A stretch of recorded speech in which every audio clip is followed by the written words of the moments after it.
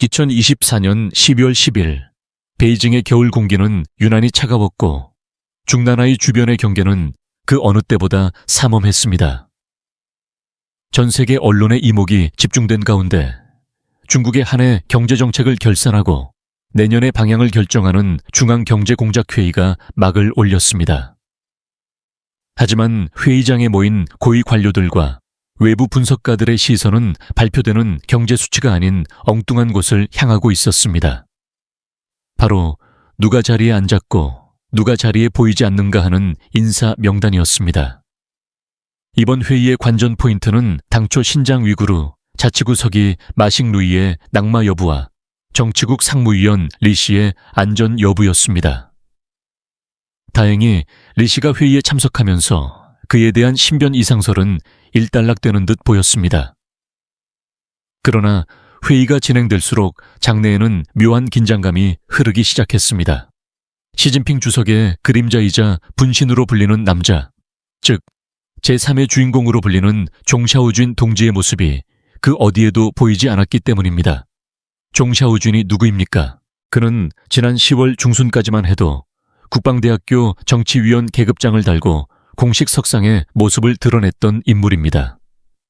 당시만 해도 많은 전문가들은 종샤오준이 총정치부 주임이나 적어도 상무부 주임 자리에 올라 상장으로 승진할 것이라고 확신했습니다. 총정치부는 시진핑 주석이 궁원을 장악하는 데 있어 가장 핵심적인 기구입니다. 역사적으로도 덩샤오핑의 비서 왕루이린이나 장쩌민의 비서 자팅안이 총정치부 부주임 자리를 거쳐 군부 실세로 군림했던 전례가 있습니다. 특히 최근 мя오화와 허웅진 등 군부 핵심 인사들이 연달아 숙청되거나 조사를 받는 상황에서 시 주석에게는 그 누구보다 믿을 수 있는 자기 사람, 즉 종샤오준 같은 인물이 총정치부를 장악하는 것이 절실한 상황이었습니다. 그런데 이번 경제공작회의에서 총정치부를 대표해 참석한 인물은 종샤오준이 아니었습니다. 그 자리에 앉아 있었던 사람은 공군 출신의 천더밍 중장이었습니다. 천더밍 중장의 등장은 그야말로 거대한 이변이었습니다. 천더밍은 공강병 정치위원을 지낸 인물로 2017년에야 겨우 소장으로 승진했습니다. 당시 종샤오준은 이미 중장 계급을 달고 시 주석의 핵심 측근으로 활동하고 있었습니다. 경력으로 보나 시 주석과의 개인적인 신뢰 관계로 보나 천더밍은 종샤오준의 상대가 되지 않습니다. 그럼에도 불구하고 왜 천더밍이 종샤오준의 자리를 대신해 그 중요한 회의에 참석한 것일까요?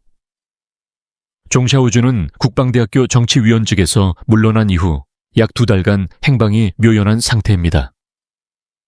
이를 두고 일각에서는 종샤오준 역시 숙청의 칼날을 피하지 못했다거나 실각했다는 소문이 무성하게 피어오르고 있습니다. 시진핑의 22년 신복이자 모든 비밀을 공유하는 그가 정말로 버려진 것일까요? 하지만 우리는 여기서 단순한 실각설 이상의 가능성을 들여다봐야 합니다. 바로 시진핑 주석이 발령한 비밀작전, 이른바 머니 0001호라 불릴 만한 특수임무의 존재입니다. 시 주석의 통치 스타일을 돌이켜보면 그는 가장 중요한 고비마다 가장 신뢰하는 인물을 은밀하게 움직여 판을 뒤흔들곤 했습니다. 지금 군부는 мя오화 사건 이후 극심한 혼란에 빠져 있습니다. 해군과 공군을 망라한 대규모 숙청이 진행 중인 가운데 베이징의 회의장보다 더 시급한 곳이 존재할 수 있다는 뜻입니다. 천더밍 중장의 회의 참석은 대외적인 시선을 분산시키기 위한 고도의 기만술일 가능성이 큽니다. 전 세계가 종샤오준의 부재를 두고 낙마를 논할 때 그는 시 주석의 정원을 위임받아 보이지 않는 곳에서 칼을 휘두르고 있을지도 모릅니다. 과거 시 주석이 푸젠성에서 저장성으로 다시 상하이와 베이징으로 이동할 때마다 종샤오준은 항상 그보다 한 발 앞서 움직이거나 가장 위험한 곳에서 방패막이 역할을 해왔습니다. 이번에도 마찬가지입니다. 만약 종샤오준이 정말로 문제가 생겼다면 시 주석의 군부 장악력 자체가 뿌리째 흔들리고 있다는 신호겠지만 그의 성격상 22년을 함께한 행동대장을 이렇게 허무하게 내칠 리 없습니다. 오히려 이번 부재는 군부 내 깊숙이 박힌 반대파의 뿌리를 뽑기 위한 특수 임무, 즉 남부정우를 향한 비밀스러운 이동과 관련이 있다는 징후들이 포착되고 있습니다. 베이징의 화려한 회의장 뒤편에서 들려오는 날카로운 금소금은 무엇을 의미하는 것일까요? 우리는 이제 종샤오준이 사라진 진짜 이유와 그가 들고 간 시주석의 비밀 봉투에 담긴 내용에 주목해야 합니다. 회의가 한창이던 시기, 베이징 석유 공항에서는 일반인들에게 공개되지 않는 비밀스러운 움직임이 포착되었습니다. 번호판이 없는 검은색 차량 행렬이 활주로에 대기 중이던 군용 수송기로 빨려 들어갔고, 이 비행기는 이륙 직후 기술을 남쪽으로 돌렸습니다. 이 비행기의 최종 목적지는 광둥성 광저우에 위치한 남부정우 사령부였습니다. 바로 여기에 시진핑 주석이 발령한 밀명 001호의 핵심적인 실체가 담겨 있습니다. 대외적으로는 경제정책을 논하고 내부적으로는 인사를 검증하는 척하면서 시 주석은 자신의 가장 날카로운 칼이자 신뢰하는 신복인 종샤오준을 남쪽으로 급파한 것입니다. 베이징의 빈자리는 결코 실각의 징후가 아니라 더 거대하고 위험한 임무를 수행하기 위한 전략적 부재였음을 시사합니다. 왜 하필 남부정우였을까요? 최근 중국 군부의 가장 큰 지진은 해군 세력의 전면적인 붕괴와 맞물려 있습니다. 얼마 전 숙청된 мя오화 전 총정치부 주임은 해군 출신으로 남부정우와 해군 내부의 거대한 인맥과 이권 네트워크를 형성하고 있었습니다. 시 주석의 입장에서는 이들이 단순히 부패한 것이 문제가 아니라 조직적인 항명이나 비밀스러운 연대를 형성하여 중앙의 통제에서 벗어날 가능성에 대해 극도의 경계심을 가졌을 것입니다. 남부정우는 남중국해를 관할하며 미군과의 대치 전선에서 가장 실질적인 무력을 행사하는 곳입니다.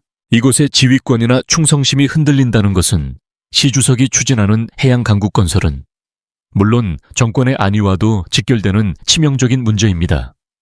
종샤오준이 남부정우에 도착하자마자 수행한 임무는 단순한 시찰이나 격려가 아니었습니다. 그는 시 주석의 친필 서명이 담긴 정원 위임장을 들고 사실상 계엄군 사령관에 준하는 초법적인 권한을 행사하기 시작했습니다.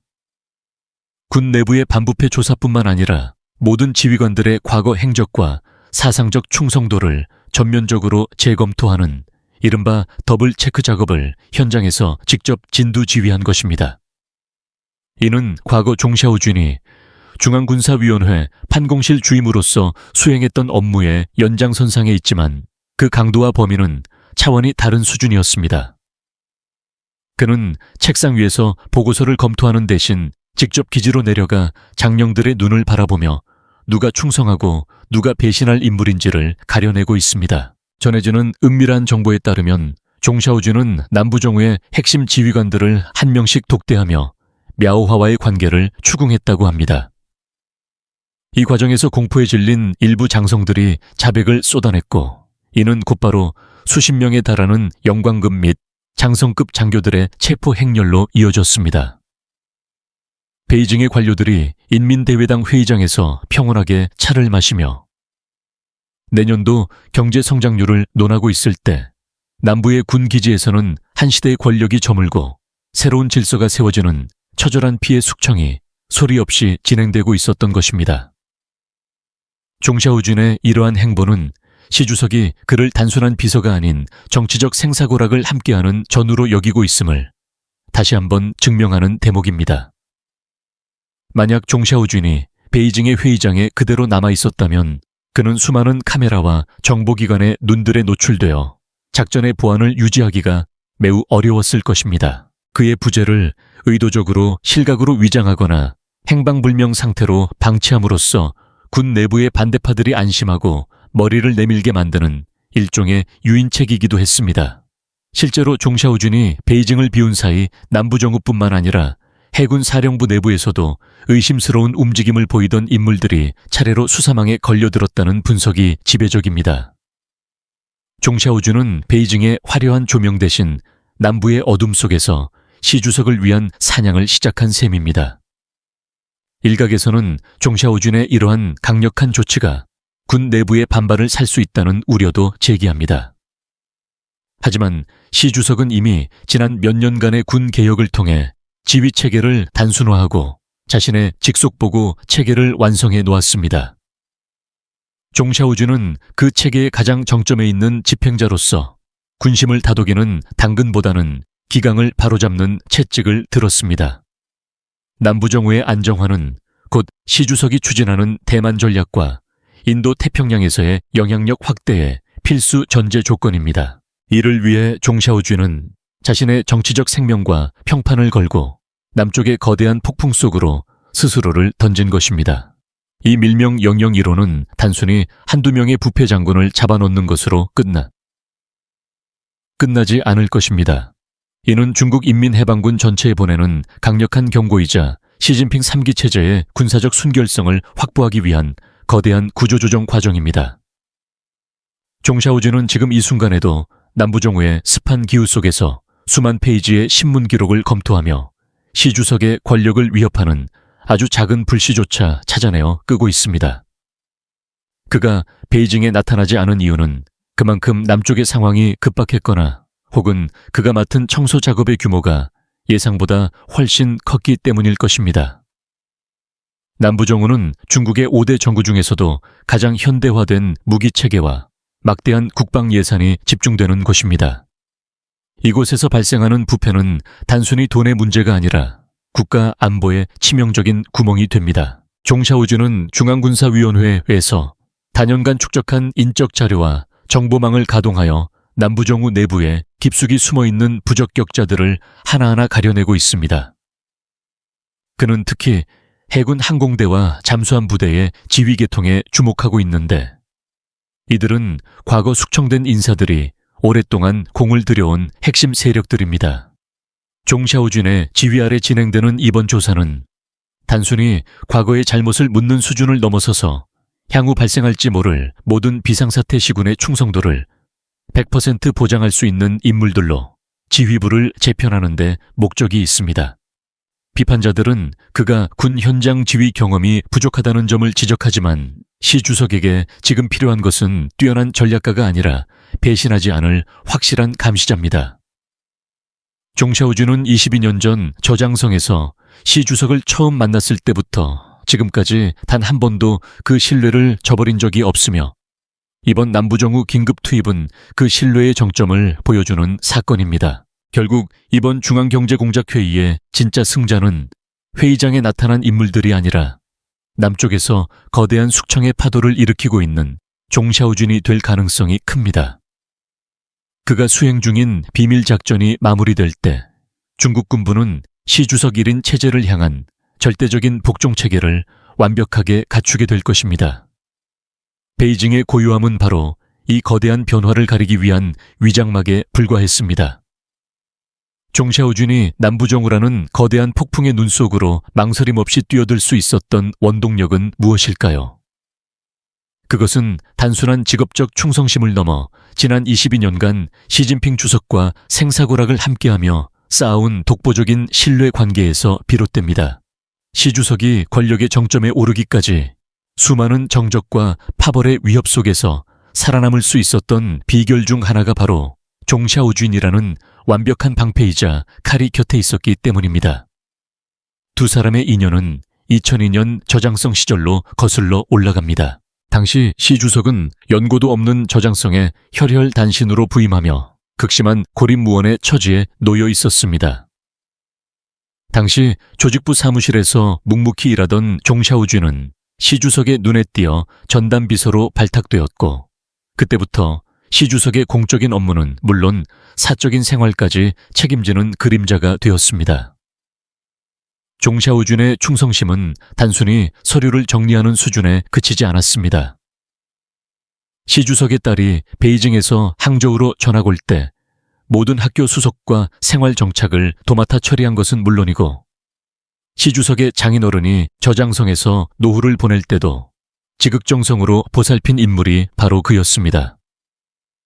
시 주석에게 종샤오준은 단순한 부하 직원이 아니라 자신의 가족을 믿고 맡길 수 있는 유일한 외부인이자 집안의 대소사를 공유하는 혈육과도 같은 존재가 된 것입니다.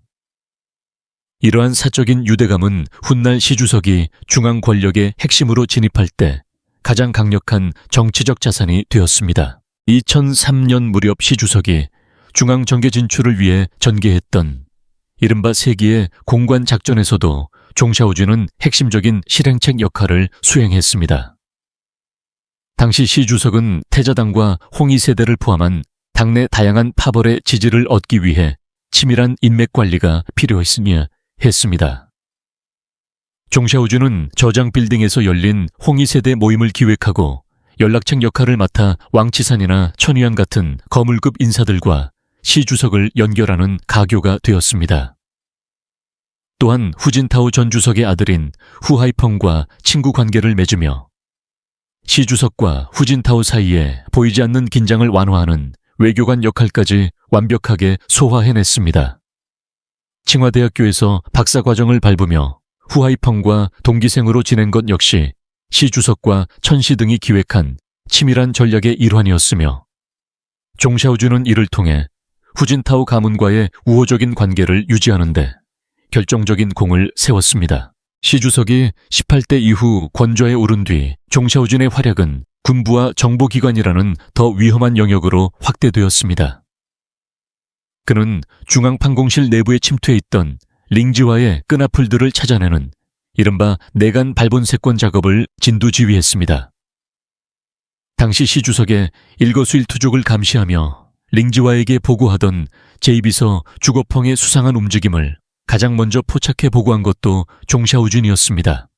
이 사건은 시 주석에게 주변 인물에 대한 경각심을 일깨워주는 동시에 종샤오준의 정보 수집 능력과 충성심을 다시 한번 각인시키는 계기가 되었습니다.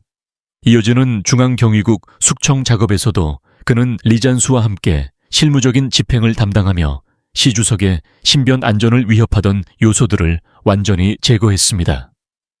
특히 군부 내부에서의 종샤오준의 역할은 독보적입니다. 그는 군사위원회, 판공실 주임으로서 쉬차여우와 궈보슝 등 과거 군부 실세들의 비리 증거를 수집하고 그들의 인맥을 해체하는 데 앞장섰습니다. 군 내부 인사를 추천할 때 반드시 거쳐야 하는 더블 체크 시스템의 실질적인 운영자가 바로 종샤오준이었으며 이는 시 주석이 군대를 완전히 장악하는 데 있어 가장 강력한 무기가 되었습니다. мя오화나 허홍증 같은 인물들이 이번에 낙마하게 된 배경에도 종샤오준이 오랫동안 축적해온 인사 데이터와 감찰 정보가 결정적인 역할을 했을 것이라는 분석은 매우 설득력이 있습니다. 재미있는 점은 종샤오준이 정적들에게는 차가운 저승사자와 같지만 오랜 친구들에게는 의리를 지키는 인물로 알려져 있다는 사실입니다. 보시라이의 신복이었던 쉬밍이 보시라이 실각 이후에도 비교적 가벼운 처벌을 받고 공직을 유지할 수 있었던 배경에는 고향 선후배 사이였던 종샤오준의 보이지 않는 배려가 있었다는 이야기가 전해집니다. 또한 정칭홍의 비서였던 천신에게 권력 다툼에서 물러나 기업인으로 변신하도록 조언하며 인생의 활로를 열어준 사례는 그가 단순히 권력의 하수인에 머물지 않고 복잡한 인간관계를 관리하는 정치적 지혜를 갖추었음을 보여줍니다. 이러한 인간미와 의리는 역설적으로 시 주석이 그를 더욱 신뢰하게 만드는 요소가 되었습니다. 배신이 난무하는 중나라이의 권력 투쟁 속에서 의리를 아는 신복만큼 귀한 존재는 없기 때문입니다. 이제 종샤오준은 단순한 비서의 단계를 넘어 시진핑 통치 시스템의 한 부분이 되었습니다. 그를 공격하는 것은 곧 시 주석의 얼굴을 치는 것과 다름없으며 그를 제거한다는 것은 시 주석의 가장 중요한 정보망과 실행력을 마비시키는 일입니다. 따라서 일각에서 제기하는 종샤오준 실각설은 중국의 권력 구조와 시 주석의 통치 스타일을 전혀 이해하지 못한 헛소문에 불과합니다. 오히려 이번 남부정우 긴급 투입은 종샤오준에게 군부 실무와 현장 지휘라는 마지막 퍼즐 조각을 채워주기 위한 시 주석의 세심한 배려일 가능성이 큽니다. 비서 출신이라는 꼬리표를 떼고 명실상부한 군부의 지도자로 거듭나기 위해 그는 지금 가장 뜨겁고 위험한 곳에서 자신의 가치를 증명하고 있는 것입니다. 22년이라는 세월은 강산이 2번 변하고도 남을 시간입니다. 그 긴 시간 동안 시 주석에 가장 가까운 곳에서 그의 숨소리까지 읽어내며 헌신해온 종샤오주는 이제 시진핑 시대의 완성자로 거듭나고 있습니다. 베이징의 중앙경제공작회의가 보여주는 것이 대외적인 쇼윈도라면 종샤오준이 남부정우에서 휘두르는 칼날은 시진핑 체제를 지탱하는 실제적인 기둥입니다.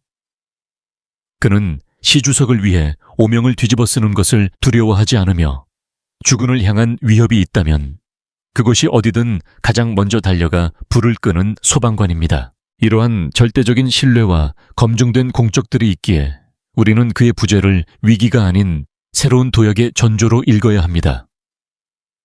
이제 남부정우에서의 긴박한 정화 작업이 마무리 단계에 접어들면 종샤오주는 단순한 비서실장의 직함을 넘어 중국 군부의 실질적인 설계자로서 베이징에 복귀하게 될 것입니다. 많은 전문가들이 그의 부재를 두고 낙마를 논했지만 실제로는 시진핑 주석이 그에게 새로운 정치적 생명을 불어넣기 위해 일종의 트랙 전환을 시도하고 있다는 징후가 곳곳에서 나타나고 있습니다.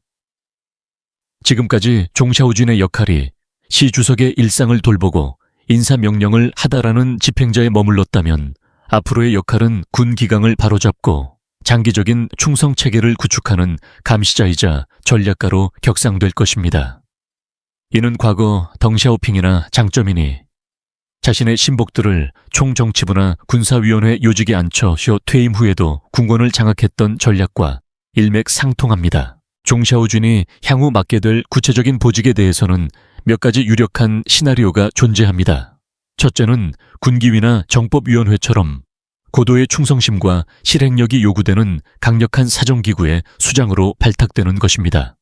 이번 남부정우 작전을 통해 증명된 그의 탁월한 숙청 능력과 정보 수집력은 군 내부의 잠재적 반대파들을 압도하기에 충분합니다. 둘째는 시 주석이 그의 일천한 일선 지휘 경험을 보완해주기 위해 특정 정우의 정치위원으로 전격 발령하여 실전 경력을 쌓게 한 뒤 중앙군사위원회 위원으로 복입시키는 방식입니다. 만약 그가 남부정우 정치위원으로 공식 임명된다면 이는 좌천이 아니라 상장 승진과 군부 최고 지도부 진입을 위한 필수 코스를 밟는 것으로 해석해야 합니다. 시 주석의 통치 스타일을 보면 그는 자신과 운명을 같이 해온 이른바 원생 친신들을 결코 쉽게 내치지 않습니다. 리커창 전 총리가 자신의 비서실장이었던 양징이 조사를 받을 때 부국급에서 정부급으로 강등되는 선에서 그를 보호하기 위해 사력을 다했던 사례만 보더라도 중국 권력 구조에서 대미, 즉 수석비서의 안위는 곧 주군의 권위와 직결된다는 것을 알 수 있습니다. 시 주석은 리커창보다 훨씬 강력한 권력을 쥐고 있으며 종샤오준과의 유대감은 양징과 리커창의 관계보다 훨씬 깊고 오래되었습니다. 따라서 종샤오준을 체포하거나 숙청하는 것은 시 주석 스스로 자신의 얼굴에 침을 뱉는 행위이며 자신의 가장 강력한 통치 도구를 파괴하는 자해 행위에 가깝습니다. 종샤오준의 일시적인 은두는 인터넷 시대의 정보 과잉 속에서 자신의 신비감을 유지하고 적들에게는 혼란을 주는 고도의 심리전이기도 했습니다.